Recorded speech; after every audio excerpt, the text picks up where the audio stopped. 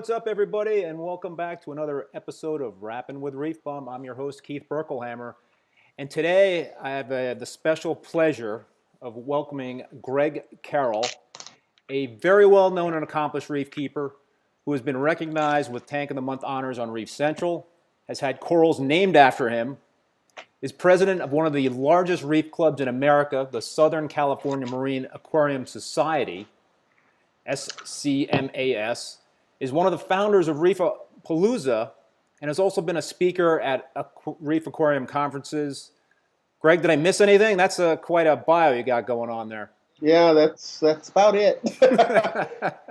How you doing today? Pretty good, man. How you doing? I really appreciate you taking the time out to be a part of the show, and you know, we have a lot of things that I'd love to ask you and talk about, and I think that it would be really the point of this live stream tonight is an educational one, and try to you know, help others out there understand your philosophies in terms of reef keeping, and you know, if you could share, you know, what you do and what how you keep a tank and your practices and principles and what have you. But we're going to kind of get into all of that stuff, and absolutely, we're going to look at some videos of your old tank, video, or actually some pictures of your new tank that's been up for about, what, a month and a half or so? Yeah, about a month and a half. About a month and a half. But I always kind of like to start the show with a question with my guests in terms of how you got into reef keeping, how you got into the hobby. So what's your story, Greg, in terms of how you became a reef aquarist? So my story is a little different than most. I have always been a competitor, you know, whether it be athletics, and then after college, I got into car audio competitions on the national levels. I actually won the world championships. And one of the things, you know, after winning, it kind of wasn't fun anymore because, you know, I had already got there. I used to always go to local fish stores just to see the fish. Never had the thought that I would have an aquarium, but I used to go at least every other weekend, you know, just to go check out these fish stores. My wife would come with me, or started off as girlfriend at the time, and she had a saltwater tank when she was younger, And she's like, oh, why don't you get a tank? And I'm like, nah. So one year, the year before we got married, for Christmas, she got me a fish tank. And that was it. How big was that tank? Hooked. That was a 40-gallon. It was an Eclipse tank, a Marineland Eclipse. Had the the paddle wheel and all that. Yeah. I mean, it was horrible, and I killed a lot of stuff. Yeah. But I got lucky early on. I was in a fish store one day, and a guy gave me a card to this. It was a small wholesaler who would on the weekends open to the public, or not the public. You'd have to buy a membership. I started going there, and they're like, oh, tell me about your aquarium. I'm telling them about my aquarium.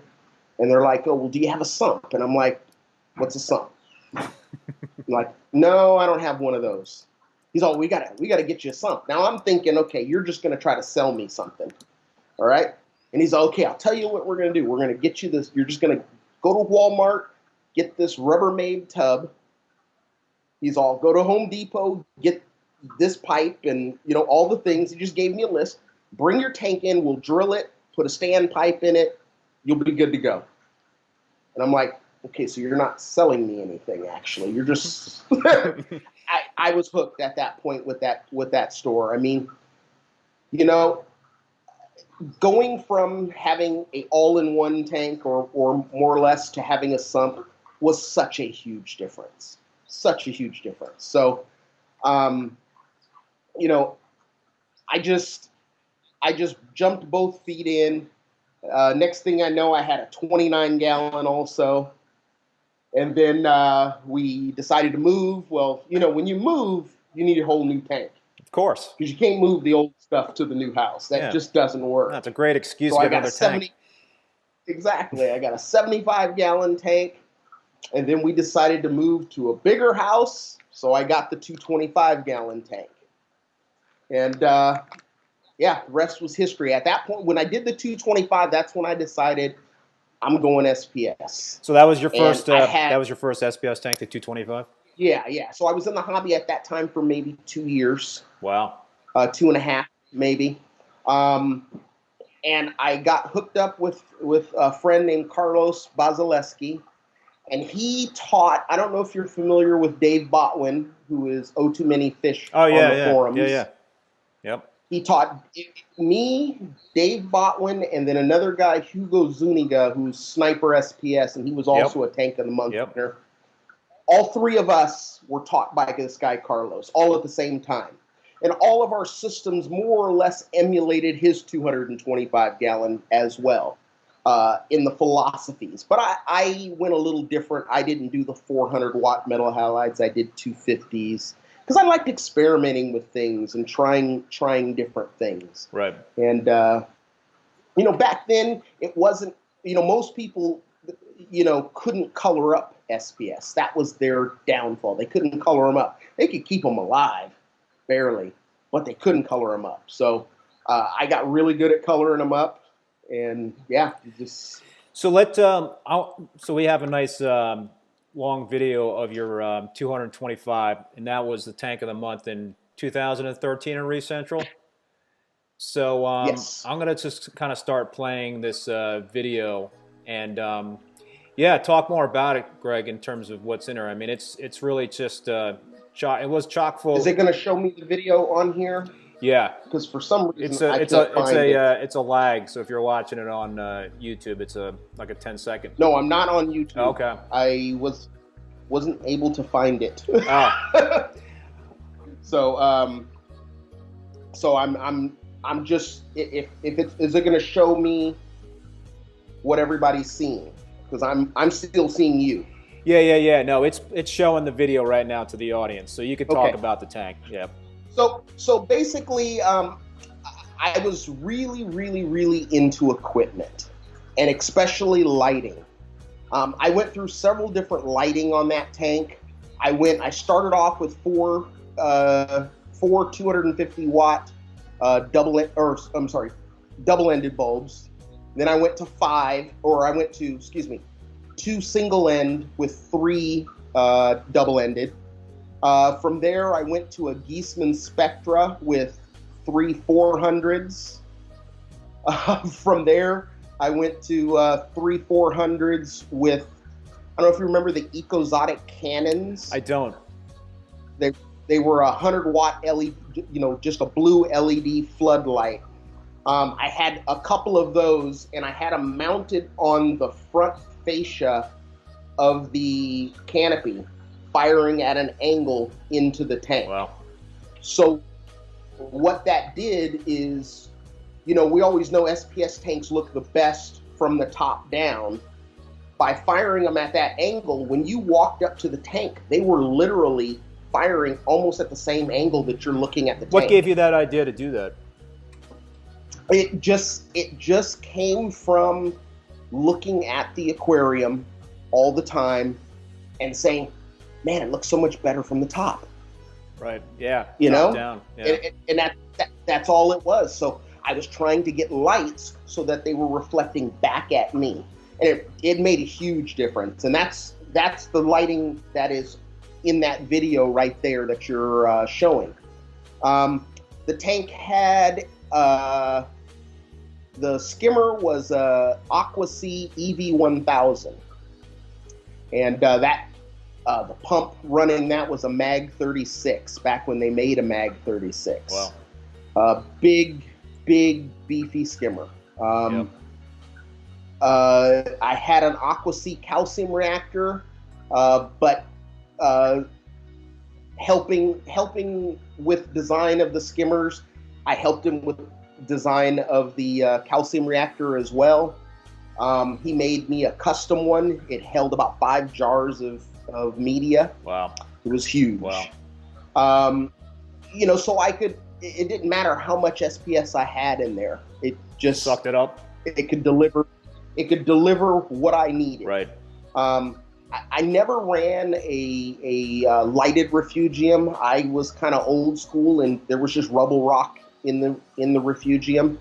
And then I did hang a light where I was farming xenia.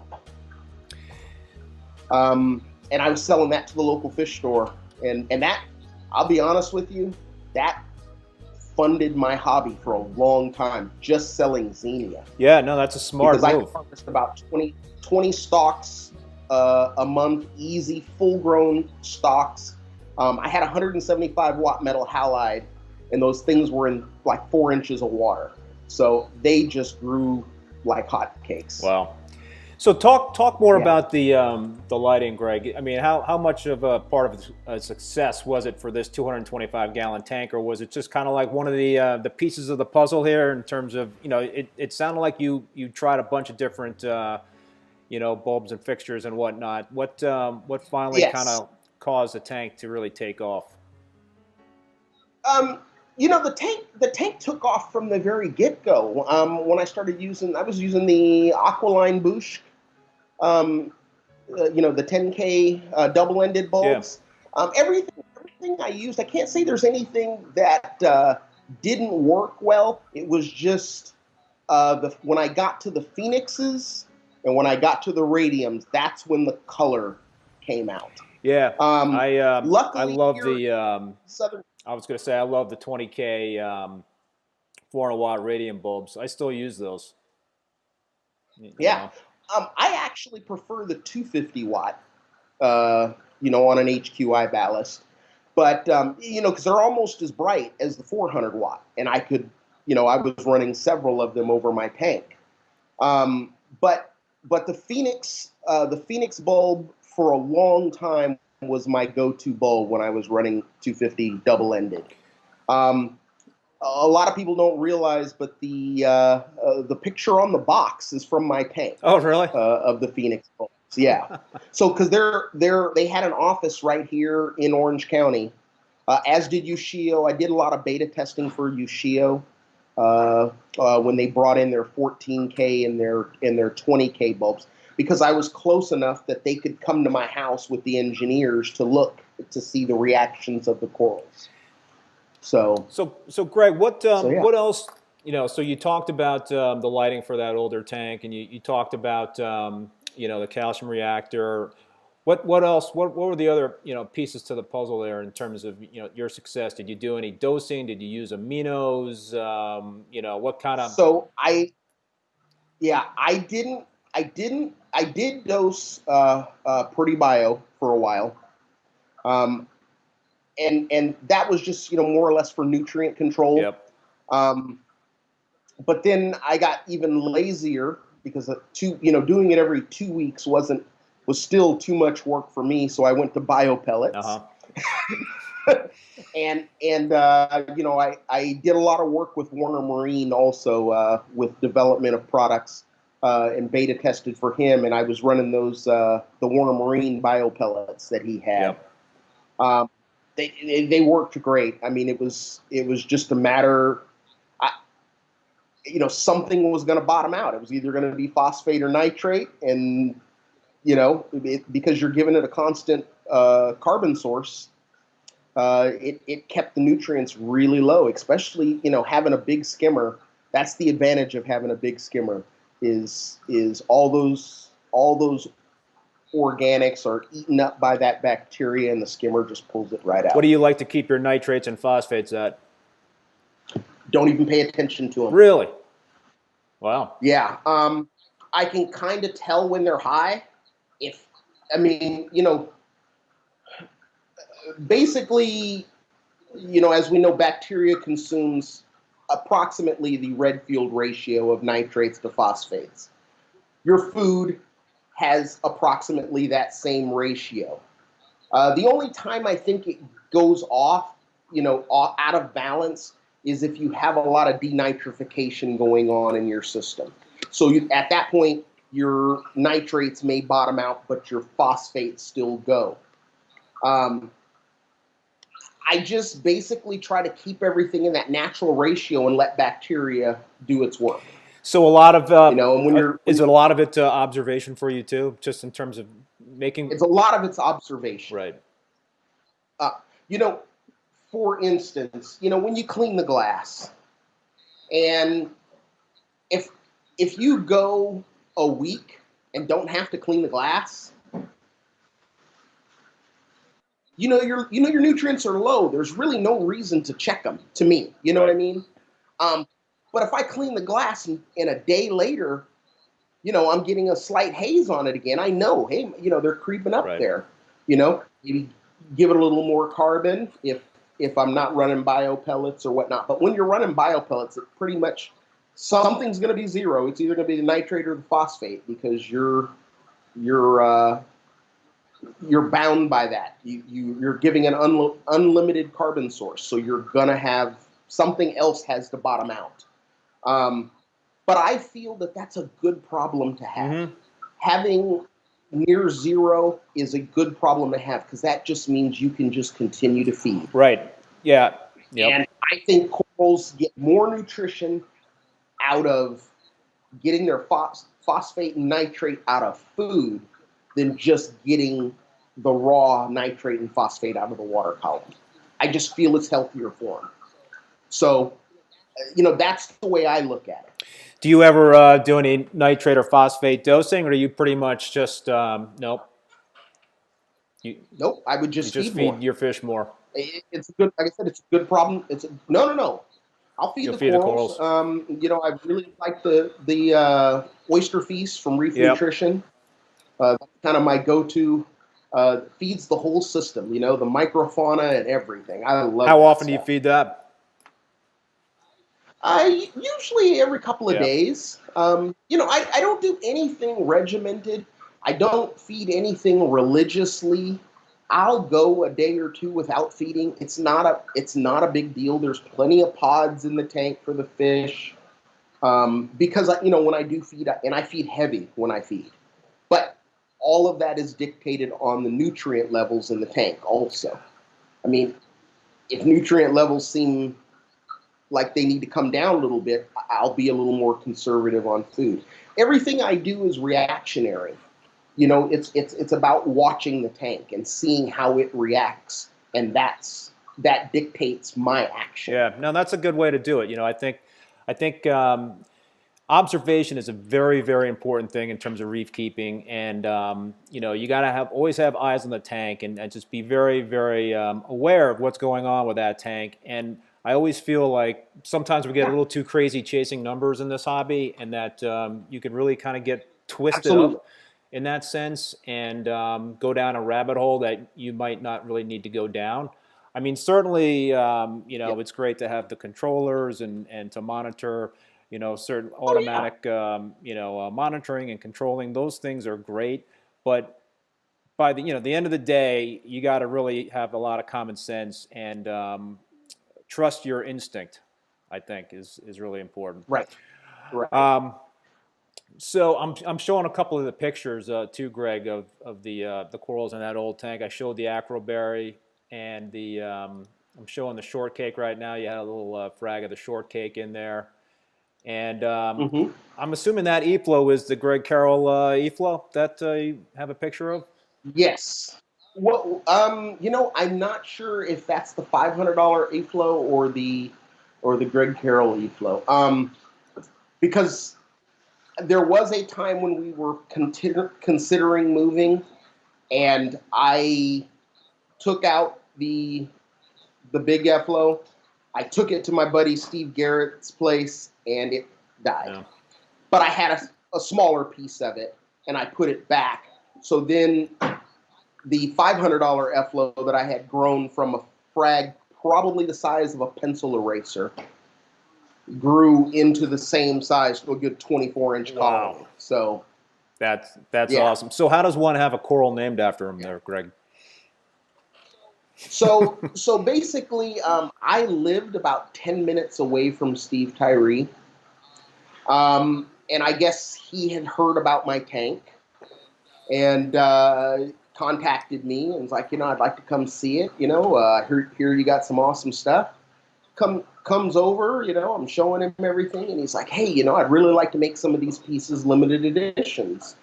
And, you know, I know you only sell locally, you don't really ship, so, you know, what do you think? And he's like, just give me 2 frags of each thing, and then, you know, there you go, you know, of each thing. Back then, Steve Tyree would evaluate the coral. So he wouldn't make it a limited edition unless he could keep the same color that you were doing. Wow. So, you know, some of acroberry was one he couldn't keep. He couldn't keep the color. I kind of now know that it was because it doesn't show that color until it gets larger. Right. So, you know, it just kind of is purple, and then the other colors come out as it gets into a full-blown table. Right.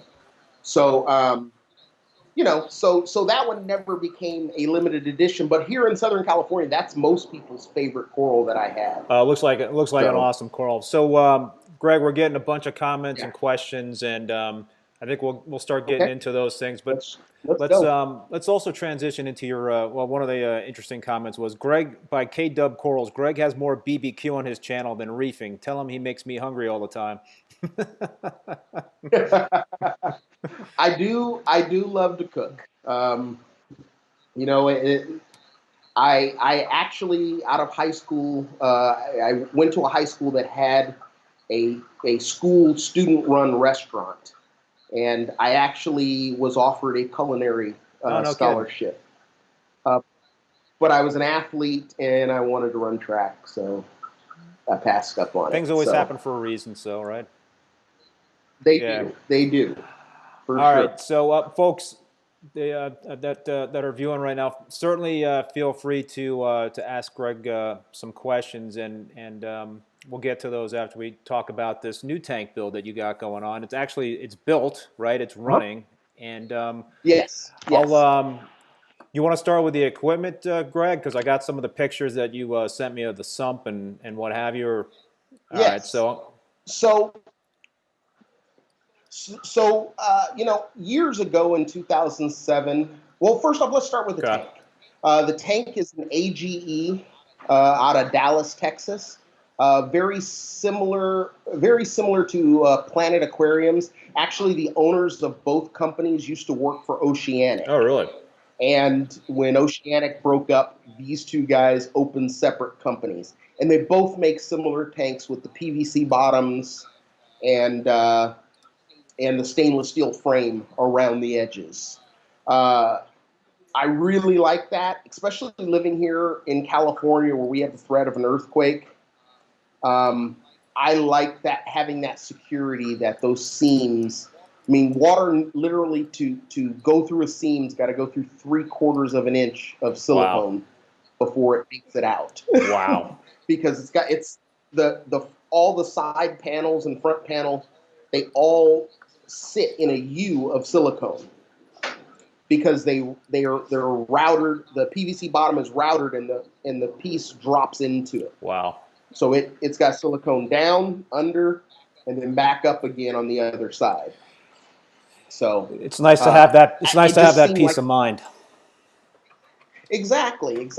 And we all know, how little things like just a tank being out of balance can pop a tank, especially a large tank, But these tanks you don't have that worry. The bottom flexes. I mean, it's PVC. Wow.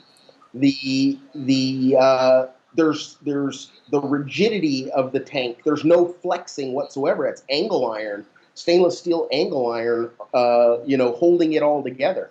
It's really, for me, it was the ultimate tank. I could have gone with Reef Savvy, but I really wanted the PVC bottom. Yeah, that's and I'm showing a picture of the tank with the sump underneath, and Niels yes. Van Devoort. I finally found it. Yeah. So Oh, good. Yeah. So you're getting some nice comments on the aquascape there, and you had some help on that aquascape, didn't you? I did. So Marco Rock came out with that shelf rock, and I saw it at Reefapalooza Orlando. That was the first place they brought it, and I was blown away. I was like, man, I gotta have that rock in my tank. And I talked with Mark. Yeah, I talked with Mark, and Mark's like, yeah, man, whenever you're ready, we'll get you it. And Joe was standing there too. You're and talking he's about Joe Caparetta, right? Yeah, Joe Caparetta. Right. Yeah, he's all, feed me some beer, I'll do the aquascape. From Unique Corals. Yeah. And I'm like, deal. Yes, deal. Yeah. So Joe came over and aquascaped the tank. We took a break, made some ribs. We ate some ribs, and we went back and glued it all together with Marco cement. And yeah, it came out phenomenal. I was happy. I will say there is an advantage to having someone like Joe do your aquascape, is he had a lot of rock to choose from. Right. He probably brought 20 boxes of rock. Oh, wow. For us to pick pieces from. Wow. Yeah. So so that made it really easy to find the right piece. Could it have been done similarly with less rock? Absolutely. But I really love the way it is everything. It is awesome. I mean, I love the shelves and whatnot. So for an SPS dominant tank, that is absolutely an awesome way to go. So my big question to you is, and I'm assuming the old 225-gallon tank, you started that with live rock or no? Yes, actually, that was Marshall Island rock. Can't get today. Was so coveted. Yeah, it was so coveted back in the day because that stuff was so lightweight, so porous. It had the nice shapes like Pucani, but it was much more porous than Pucani. And yeah, you can't get it anymore. And I gave all that away. I gave all the rock away. That stuff was gold. I gave away to friends almost everything in that aquarium. Wow. And there's a lot of those friends are still in the hobby, and they're going to hook me up. With the new tank. So yeah, all about good karma. So exactly. So now you've got a dry rock tank, right? You started this tank with dry rock only. Was What was the reason behind Yes. that? Was it because of the lack of availability of live rock? Was it because you liked the advantages of dry rock in terms of being able to have the really cool escapes? No. What was behind that No. decision? So what happened is I had this little 25 gallon when we first moved in the tank that had been sitting in my storage, and I set it up in here, and I realized that the future of this hobby is dry rock. We can't bring in live rock anymore. So the future is dry rock. So I decided, I'm going to start this tank and I'm going to look at it from the standpoint of what are the advantages of live rock versus dry rock, And one of the things I said was, well, sponge. We all know sponge absorbs a lot of nutrients in an aquarium. So I actually went over my buddy's place, pulled some sponge out of his rubble rock in his sump, and I put it in a little petri dish, kind of like, and set it in the sump. It actually populated into the aquarium. It's on all the rocks now, on the undersides of rocks. It for some reason and then I got little critters like pods and so forth. I just brought in all the things that I would bring that live rock gave you from the beginning. Right. So, in my opinion, you can start off with dry rock, but you gotta do the things to make it live. You gotta bring in the bacteria. You gotta bring in sponge if you want sponge. Now, the big tank, I'm gonna try not doing sponge on that tank, just to see. But I'm gonna use a different method of helping the water out. And a lot of people don't realize how much these critters consume, but clams. Right. Clams take a lot of nitrates and other organics out of your water column and really can help get you some crystal clear water. So I'm gonna add a few clams into the big tank. We'll deal with it that way. So I got a couple more questions for you, and actually we had a question from K-Dub Corals, and this is a question that I had as well in terms of how has that cycle process gone with the new tank? He used the same Marco rock as well. Right. So I will say I added the pods too early. Okay. Because I put the pods in after I put the first fish in. And about a week later, I had another mini cycle. Yeah. So in retrospect, I would know next time, hey, don't do it so fast. My plan is to, get one of those 3D printed pod hotels, and I'm just going to stick it in the 25 gallon with some phytoplankton and let it colonize with pods, and then I'll just move it into the big tank. Problem solved. I mean, all you got to do with pods, once you have them, just feed them phyto. They're going to reproduce like rabbits. Yeah, I started my current 187 gallon tank. I'd always use live rock, and I decided to start it with dry rock 5 years ago. And I did the bacteria, the booster products in terms of the bacteria, but that was kind of pretty much it. And I had one problem after another with that tank. It was, I had the dinos with it, and it seems like more and more people are doing that in terms of with dry rock, and they're ending up with the dinos as an outbreak. And so I had like diatoms, I had a bacterial bloom. I mean, I never had this stuff with the live rock, and it was just kind of like one thing after another. So it's I think you're making some really good points, and certainly would be good tips for people that are starting these dry rock only tanks. Is the biodiversity is important, because if you don't have that, that's what the live rock provided, and the dry rock doesn't have that. So exactly. All right, I'm looking at some more questions here, Greg. We had a couple of questions. I'm going to show your sump, a picture of your sump, and that That is a beautiful thing in terms of the engineering of that sump, man. You got a lot of stuff fit nice and snug in there. Yes. Jeff's Reef Tank says, I see what looks like a Zeo reactor in your sump. Do you plan on running Zeovid? So I'm not going to run Zeovid. I'm going to run the Brightwell Neo Zeo. Okay. So it's similar system. I'm going to try it out. You know, the sump was kind of a creation of the owner of Vertex, Jason. And what happened was, you know, he was going to the factory and he was going to be there 6 months. He's like, hey, I'm going to make you a sump. What size can I make it? And I gave him like parameters, and that's what he brought me. And, Really? It was way more entailed than what I ever imagined. You know, it's got 2 media reactors.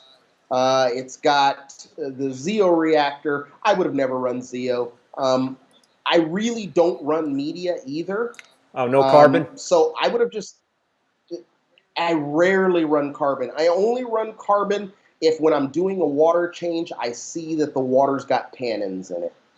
Right. You know, that yellowish color. And then I'll run some carbon for a couple of days and then I'll throw it out. I just don't regularly run any of that. I let the live rock and other critters and so forth do their job. What's your go ahead. So basically, you know, it's only got 1 sock in it.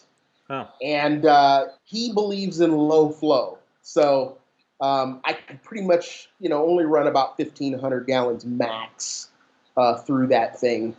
But, you know, if I feed any small food, it just plugs up the really? the thing, and I got to change the sock so often. So, but you know, it's a beautiful sump. It's a PVC with the front panel is acrylic. All the seams are welded, just like a Royal Exclusiv. Yep. There is the ability in that sump to literally pump the water out of each and every chamber. Oh, cool.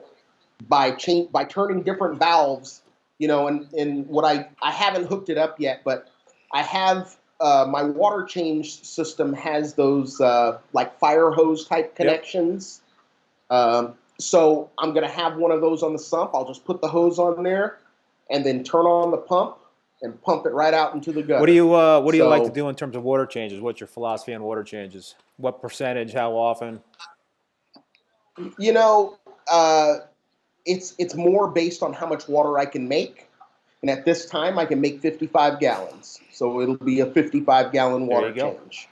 You know, my old tank, I had a 30-gallon brute. I made 30-gallon water changes. How often? How often do you do that? Every 2 weeks? I do them every 2 weeks or so, yeah.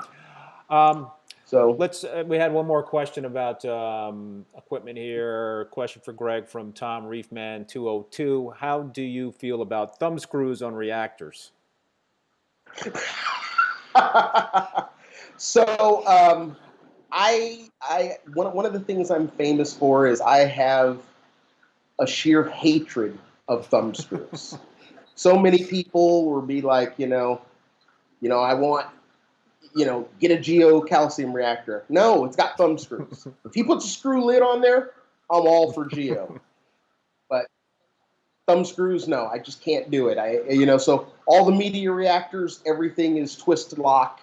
Yeah, no thumb screws in that aquarium whatsoever. And don't ever expect to see any. You don't want to see any. I got you. All right, so one thing we have not talked about and we did not see in that picture of the new tank and the sump is the lighting that you're using for this new tank. So we talked about, you know, the middle halide lighting on the 225. Yes. So let's talk about what you're going with this new tank. Okay, so on the new tank, and I'm sorry I didn't send you that picture, but the new tank, I went with Radion XR30 G4 Pros. Now, one of the things I did is I arranged them a little different than what most people do. Most people just, you know, make them even spacing all the way across the tank. But after watching some of the BRS videos and seeing the way the par reacts with LED fixtures, especially when you have multiple, where literally you just end up with an extremely hot spot in the middle of the tank, I tried to prevent that. And what I did is I also wanted to emulate the metal halides. So 2 of them are butt next to each other, and then on the far end of one, and then there's another 2 in the middle and another 2 at the other end. Now the tank's only 5 feet long, so that space between the pairs is probably about 5 inches, 6 inches. But it actually gives me a nice, even par all the way across the tank. And, when I had metal halides, I really had extremely high par numbers. Down around where the corals were, I was probably around 1,000. Wow. The ppf. So I wanted to be able to know that I could emulate that. I know with LEDs you don't quite need as much par, and also you don't need as much par if your water quality is crystal clear. But these XR30s, I don't see any reason to go to G5s, anytime soon, because I'm able to get almost 600 at the bottom of a 27-inch deep. And that's running full intensity or no? That's running AV plus. Okay. That's not running full intensity. That was never ever going to happen anyway. AV plus is about as white as I would ever run the tank. So that was all I measured. I'm sure it'd be probably a couple hundred higher if I was to run it, all colors 100%. What so you're an SPS guy, and halides for years and years and years were kind of like the that was the way to grow SPS really well, color them up and what have you, and then LEDs came on the scene a few years ago, and they've really predominated the market in terms of what people are using today. So you mentioned the G4s versus the G5s. What made you go with the G4, and how also would you compare the G5 to the G4? So a couple of questions wrapped together there for you. So okay. So the reason I went with the G4 is I actually got the lights before the G5s were. I've had them for over a year, so I already had them. But the difference with the G5 is I used to always say, we talked earlier about the GHL lights. That was like the best engineered light until this G5 came out, because the things they did. If you take a G4 Pro and run AV Plus, and you take an XR15 blue, which out of the box at 100% runs AV Plus, they're almost the same brightness. Oh. So and the reason why is because the XR15 is running at about 100 watts. When you're running AV Plus on a Radeon at 100%, you're running about 105, 110 watts. You're right there. So what they did is they gave you the ability to use less light, but give you more. Right. So, an XR30 running AV Plus, the blue it's just a whole lot of light. Right. And I probably could have got away with only 4 of them easily. Wow. Now, a lot of people run hybrid systems, right? So they'll run a hybrid T5 LED type of system. Why didn't you go that route? Why not the T5s as well as the LEDs? So I did, when I had the Geisman Spectra, I ran T5s for a little while, and I loved that fixture. It was a beautiful fixture. But my eye just seems really sensitive to the green that is given off by a T5. So when I see a tank running T5, I don't see that royal blue color. I see green, an aqua color. So even with their blue bulbs, that's the color that dominates my eye. It may just be a color blindness. I don't I don't know, but that I'm very sensitive to that color, and it just looks washed out. The tank just looks washed out with it. Takes great pictures with T5. I don't think anything you can take a picture better than with T5. But to my eye, the coral looks nothing like that, like what it comes out in a picture. Right. Well, that's important. What? And I don't know if other people have the same sensitivity. It's just I know that I have. Right. Yeah. Another question for you in terms of the different lighting options. So Orphanik makes some nice fixtures in terms of LEDs. What are your thoughts on the Orphanik LED fixtures? Oh, did I tee up something really interesting for you there, Greg? Black box in a pretty case. Oh yeah. That's what it is. That's what it is. So there's a lot of it's kind of get a lot of giddy up out of that. So realistically, it's years ago when Orphanik first started and they were coming out with all their articles and they were bombarding everybody with these articles, and then I kind of discovered that the guy who was writing the articles happened to be college roommates with the guy who was the distributor. And then from there, it just snowballed. And then I found the lights on Alibaba. Oh, and really? Then I posted a picture of that on the forum. And next thing you know, they were no longer on Alibaba. I mean, it's just, people would order their lights. They come shipped directly from China. This is before BRS. So I've taken one apart.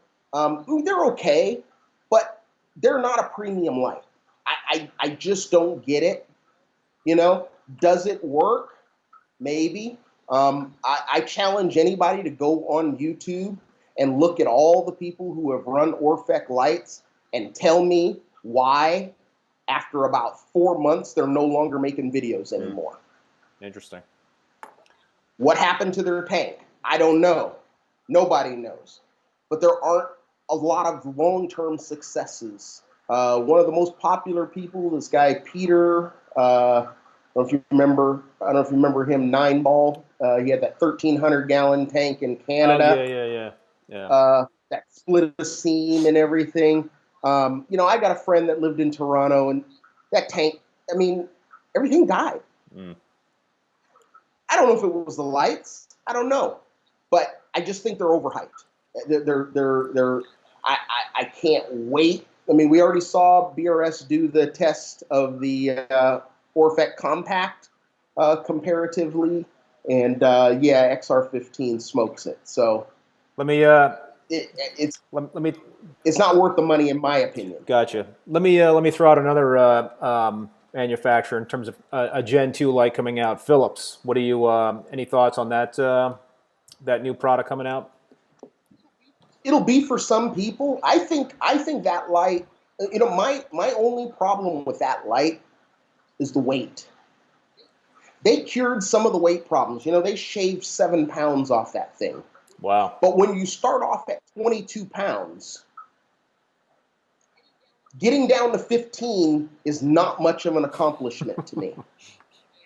And don't get me wrong, the power supply, everything is all within the light. I don't look at it as a home light. I look at it still more as a commercial light. I can absolutely see coral farms running that light, because it's big, it even spread and whatnot. But so there's going to be some people that are going to run them for sure. Yeah. But not me. I'm not a big fan of European-made LED lights. A lot of this comes back to, I think they're all geared towards a white light. We don't want to see our tanks under white light. White light, sure, it grows coral. It grows it faster. It's better. Remember the old Iwasaki 65 kids? Yeah. Nobody want to look at their tank under those things. It's just they reality, grew corals fast, though, like you said.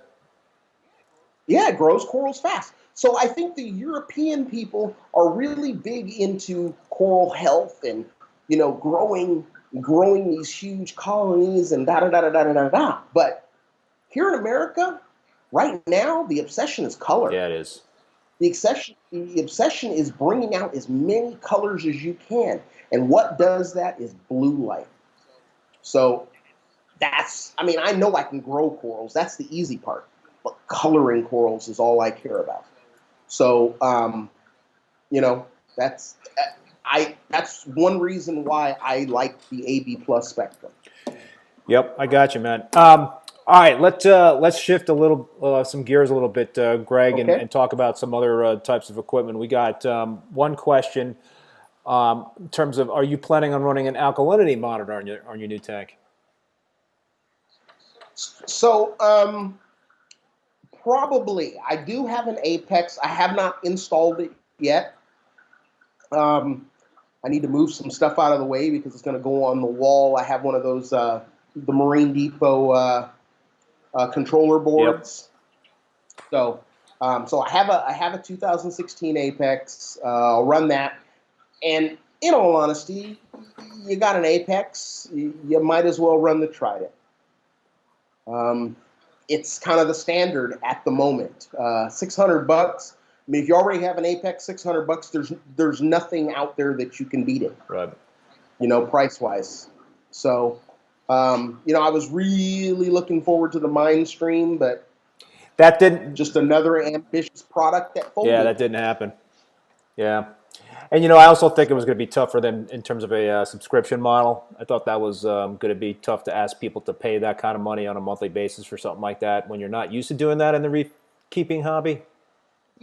Yeah, but you're still having to do it with the Neptune also. I mean, basically, because they tell you don't let that thing run dry. Oh yeah. You know, so I mean, you're having, you know, that's the whole business model for a lot of these companies is the consumables.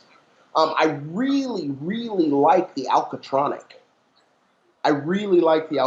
And you know, maybe I might go that route. You know, if it wasn't for the Apex, that not even maybe that is the route I would go. But realistically, I don't really feel that I need a monitor to tell me. You know, I'm one of the few people who kept an SPS tank going continuously for 10 years. Yeah, that is kind of hard to do. Yeah, it really is, because you're always one day away from losing everything. Yeah. You really are. I mean, I can't tell you how, you know, I had colonies that, hey, when the alkalinity was dropping, you know, you literally had no more than 48 hours. If I ran out of CO2 and didn't know it, 48 hours, I could be at such a low alkalinity, I would lose everything. So that's why I always say, you've got to learn to read your corals. Not chasing numbers. You know, the corals are going to tell you what you need to do. Now, of course, if I had an Alcatronic or a Trident, it would have told me, hey man, your alkalinity is dropping, you better figure out why. Right. You know, that's great. That's great to have. I just don't know that it's necessary, but it's a great tool, and I would definitely welcome it. I just don't know that I want to be calibrating the device and so forth every month. I'm still hoping somebody comes up with an easier method. You know, that's why I like the Mindstream. It was like, just put a new disc on and boom, you know, you're done. It's calibrated and everything. So yeah. Yeah. No, I can definitely relate. I mean, back when I first got into the hobby, and I've been in you know, just as long as you in terms of the number of years in terms of reef keeping, I really didn't test a lot of stuff. I never tested phosphate. I would you know, test my alkalinity, my calcium every week. I don't think I even tested magnesium and you know, nitrate, and that was kind of it. But you know, it is nice these days to have the technology, and technology can be your friend, but it could also be your enemy, I think. And you can't lean too heavily on it. And if there's too many moving parts, that's also not a good thing. Absolutely. One of the things I really profess is points of failure. The more things you put that you automate, and there's a device being used to automate it, that's a point of failure. So, you got a return pump and it's got a controller, but then you want to control it with your apex. You've added another point of failure. If you plug it into that apex, you've added another point of failure. Yep.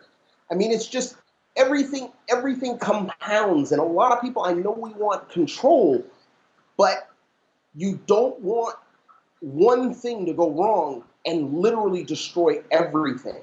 So like one of the things I did with this tank, and I also did with the 225, is I had 2 dedicated circuits. Lights will be on one circuit along with the return pump. Flow pumps will be on the other circuit. So one can trip and I still have circulation to the tank. It's one or the other. I mean, but at least I know something can go wrong and I still have flow.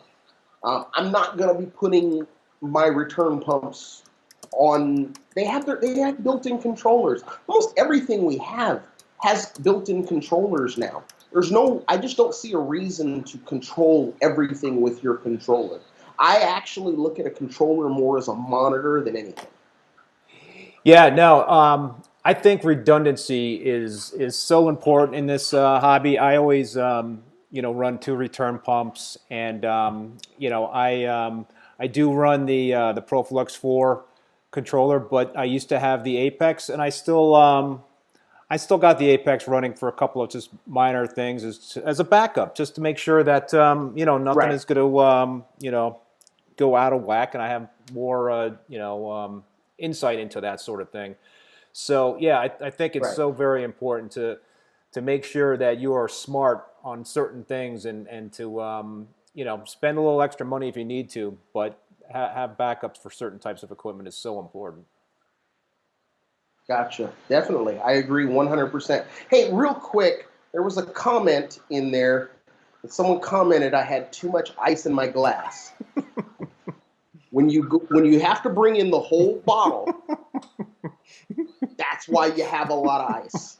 I missed that comment. Oh, you're I saw it and I was like, I gotta remember to answer that. It was a while ago, maybe 15, 20 minutes ago. I don't want to get yeah. you in trouble with your wife, Greg. We're coming up on an hour now in terms of the show.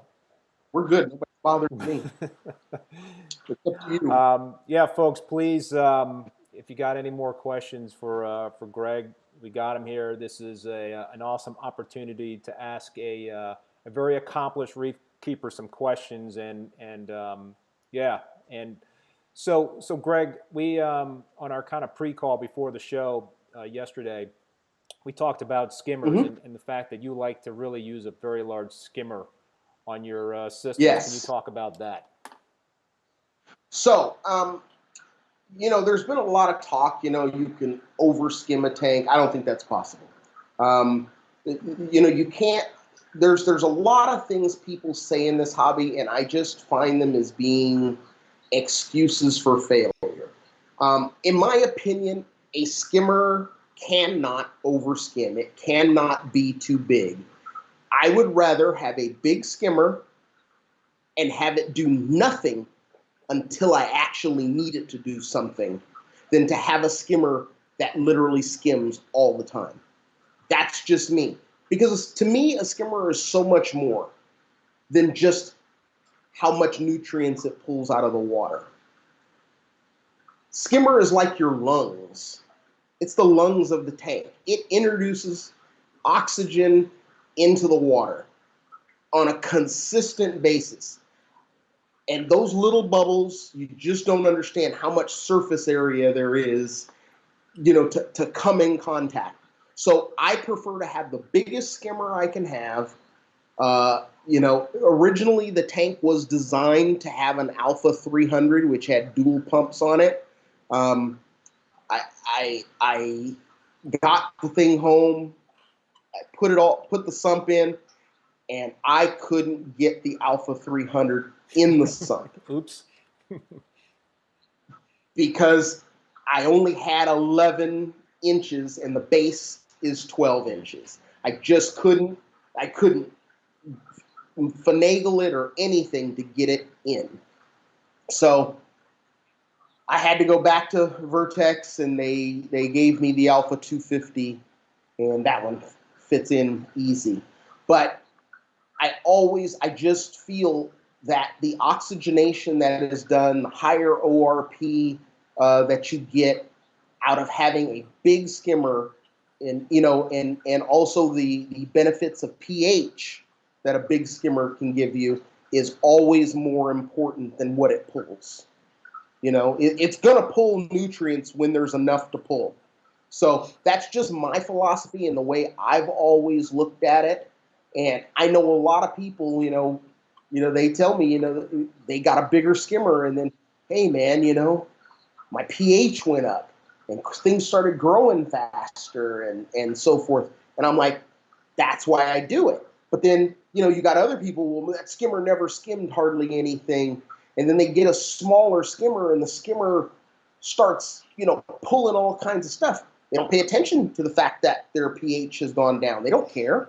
That's fine. If they would rather look at the thing, fill up the cup, that's fine. But you also got to take into consider it's a much smaller cup. Take the cup from a 6-inch skimmer that's full and dump it in a skimmer cup that's a 10-inch diameter cup. You'll see it's not a lot straight. It seems like a lot in that 6-inch diameter skimmer, but it's truly not. So, people need to look at all the factors that a skimmer does, and then weigh for themselves how they find the importance of size and see if size matters to them or not. So for me, size matters. Yep. Do you think you need to run a skimmer 24/7? Absolutely. I see no disadvantage in running a skimmer 24/7 because, like I said, low nutrients is a good problem to have. That just means you can feed more. Yep. High import, high export's a good thing. So I was going to kind of transition into a, where do you think this hobby is heading in the future? And K-Dub Coral's kind of was thinking the same thing here. He's asking a question to you, Greg, in terms of, do you think the reefing community, reefing community is the future of the coral species, or do you think there will be a recovery in the oceans with the projects that are underway? So I guess what he's asking is, do you think things will recover, on our natural reefs, or do you think really us reefers are going to be a key integral part in terms of really, I guess, propagating and culturing what we're going to end up having in our tanks? Because, it's changed. I mean, years ago when you first got into the hobby, everything was wild caught, right? You weren't doing frags, and so now it's completely flip-flopped. Right. So here's my thing about the reefing community. Unfortunately, there is a big detachment from the reefing community, the hobbyist, and the scientist. And right now, they think the right thing to do is to shut everything down and prevent us from taking things off the reef. The reality is the coral hobby, the reefing hobby, it's like picking flowers. We're taking so little. Even if we're harvesting wild colonies, we're taking so little off the reef. It's not a big deal. It's like when you have a 12-inch diameter colony and you cut 20 frags off of it, that's nothing. In a week, it's already grown over, and then you can cut the other side. I mean, it's just picking flowers. When you have a colony that's 20 feet in diameter, and then you cut a 6-inch branch off of it, a staghorn or something, that's nothing. And the scientific community acts like we're destroying the hobby. I mean, we're destroying the reefs. We're not. We're not. But because they feel that way, we're going to be forced into propagation in the future. They're trying to shut everything down. And guess what?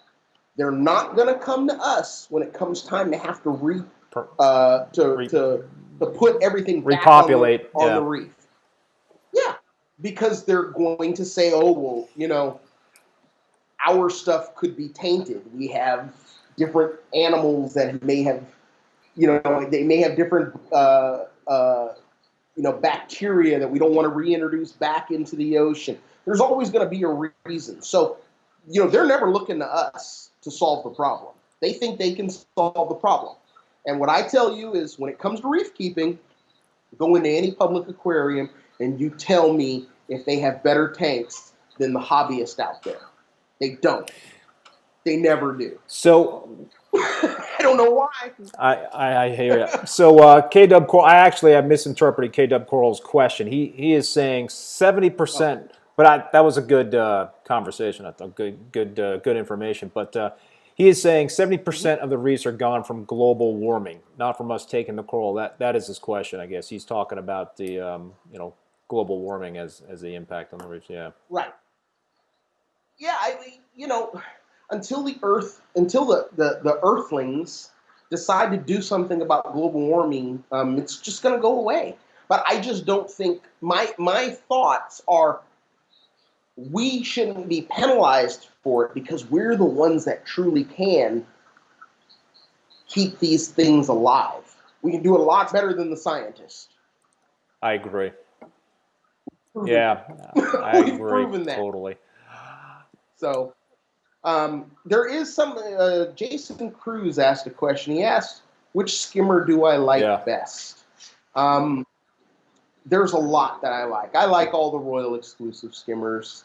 I used to like the Vertex skimmers. I like skimmers that produce a lot of air and small bubbles. If it can produce a lot of air, small bubbles, and low turbulence, that's a good skimmer in my mind.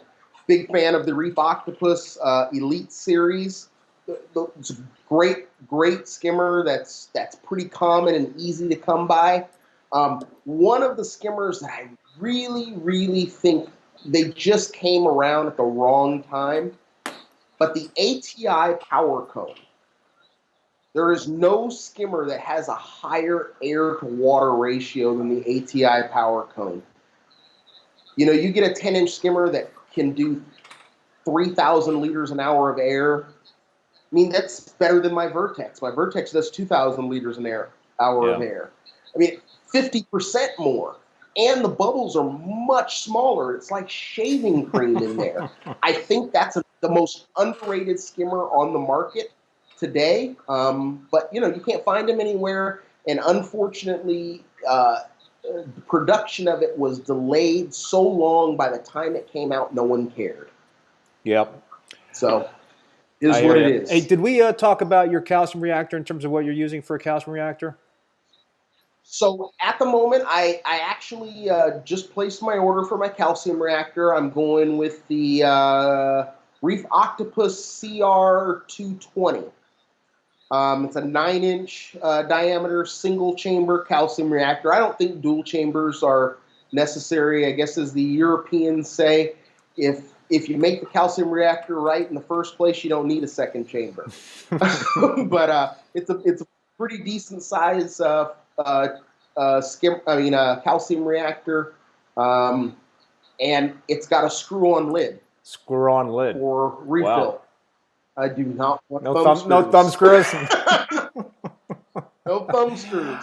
So that's for me. You know, all that you need on a calcium reactor. It's a big chamber and a reliable pump. It's got the Varios pump, which even BRS, Bulk Reef Supply, Ryan, good friend of mine, told me. It's like that's one of their most reliable pumps that they have. They have very few returns on that pump or complaints. So Greg, we've talked a lot in terms of you know, what you like to do as a reef keeper, and you know, what you believe is important. You know, the equipment you like to use, that sort of thing. Could you sum up in just like the 3 most important things in your mind in terms of having success, and let's say with an SPS dominant reef tank? What are the 3 most important things that you think are you know, folks should take from this?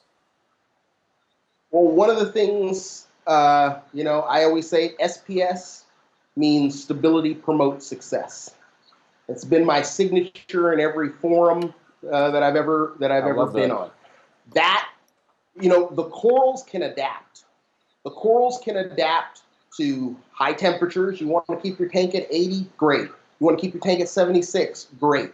Just keep it there. Wherever you can settle in and keep it, that's what you want to do. If you can keep the pH in a high range, great. But you know what? My 225, the highest it ever got was 8.0, the pH. Never got any higher. Had a huge calcium reactor, and the demand for all those huge colonies was outrageous. So I had to run the calcium reactor hard, which means you're dumping a lot of CO2 into the tank. To me, that's the most important thing you could ever do. I'm big on water changes. I think water changes are an instant reset. You have an issue, do a water change. At least you know you get back to where you were water quality wise. The third thing is good quality light. I think people get obsessed over all the little things that lights can do. I want dimming and all that stuff. Man, freaking turn the thing on and turn it off. It doesn't have to dim. We did this with metal halides. We did this with T5 before we had dimming and all that stuff. It works. The corals will grow. They don't care that it can go from high noon to pitch black at 10 p.m. at night. And you know what? Everything's going to be there tomorrow when the lights come back on. So quit obsessing over all the little things. Less is more in this hobby. Yeah, no. I think that's about it. Well, those were some three pretty darn good points. So, Greg, we're gonna wrap it up in a couple of minutes. But Okay. we didn't talk about Reefapalooza. I don't know if you wanted to talk about that. I guess the New York show has been rescheduled to December. December. Are you hopeful that that's going to happen? And the Orlando show is scheduled for September. As of right now, and Chicago is in October. As of right now, those are happening. We had to cancel California. Unfortunately, here in Cali, we have the issue that in Orange County, there's only 2 hotels that have a ballroom big enough for us in the entire county. They have no available weekends for us to move to. So we had to postpone till next year, our show. Orlando, Disney's about to reopen, and they haven't, if things change, they'll have to cancel it. The East Coast shows are run by Worldwide Corals. It's a partnership with them. There's a few of us from Southern California Marine Aquarium Society that do fly out there to work the show, more or less to make sure it operates in the spirit of a Reefapalooza. Our club created Reefapalooza, and to us it's supposed to be just a fun time, a celebration of the hobby. Not too many speakers, just have fun. That's the big thing, about our hobby, the camaraderie and whatnot. So, when you go into one of our shows, it's going to be loud. It's, you'll hear me speaking over the microphone, making announcements and everything. We do fantastic raffles. I think raffles are awesome. It's one of those things. It's really cool to go to a reef show and buy $20 worth of tickets and come home with a radio. There you go. Or come home with an Abyss pump. Literally, at the Reefapalooza, California, we've given away Abyss pumps the last 2 years. I think we've given away 3 or 4 of them. So, anybody would want to win something like that. Or a full-blown aquarium system. It's really fun. If you can make that trip to go to a reef show, I think you'll really have a blast. It is not like a MACNA. It is different. The it's not doesn't have the structure of a MACNA. A MACNA is I think more of an exclusive trade show. You got a lot of industry people there walking the show floor and whatnot, and a lot of people who are really, really in the high upper echelon of the hobby. Because to pay $100 to come in, you're not going to be a beginner. Reefapalooza is the exact opposite. $25, $20 to get in, whichever, depending on what year and what place. But you're just going to have all levels of hobbyists, including the most important, people who don't even have aquariums that are thinking about it. Yes, it's a great learning experience, and we want to bring people into this hobby, and we want to keep them in this hobby. And the way to do that is with excitement. Yeah. So that's I kind of use the phrase, a Reefapalooza or like a frag swap is almost like reef keeping speed dating. You go there and there's just so much to take in. You're networking with other hobbyists. You're talking with the manufacturers directly about their equipment. It's just a great opportunity to meet a lot of different people, and a lot of this connecting is digital, forum based. These days, it's changed a lot. So it's great to be able to go into person and see people in person, have conversations in person. I think it's vitally, vitally important. Absolutely, and just every night, hanging out in the bar of the host hotel, the people. I mean, one time I had literally, and this was I was kind of blown away. We had Ryan and Randy from Bulk Reef Supply on my left-hand side. I had Jeremy from Brightwell sitting across from me. I had Ken from saltwateraquarium.com to the right of me. I had the guy from Fritz, I mean, just all these people all sitting at one table just talking reef. Yeah. I mean, it's just fun. I mean, we love to talk reef, and it's so cool. I mean, if Orlando goes off, it is at an amazing hotel, and we have had over 500 people outside between the lobby and the pool, all just having drinks, having a blast, talking aquariums. Yeah. You can't beat it. It's awesome, man. You can't beat it. It is awesome. All right, Greg, man, before we sign off, any final words there? Uh-huh. Anything else you want to say? Or Well, my whole thing, I want to see people succeed in this hobby. And I think a lot of people try to make this hobby harder than it has to be. Remember that less is more. The more facets you add to your reefing game, the more things that can go wrong. Other than that, I mean, I can be reached by, I've kind of made the jump from forums. They're starting to die a little bit. I'm not on Facebook. I am on Instagram. I have a ton of followers on Instagram. If people want to follow me, it's G Carroll 1969. If you're a reefer and you're on Instagram, put in GC. I'll pop up. I'll be the first thing. The little chef logo. But feel free to shoot me a DM if you have any questions about reefing.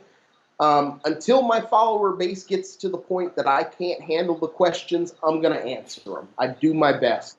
I got people from all over the world that literally, I got a guy that from Iran, this guy Majid, who, sends me messages all the time. And, this is his first tank. And he's building, I'm like looking at this tank and I'm like, holy cow.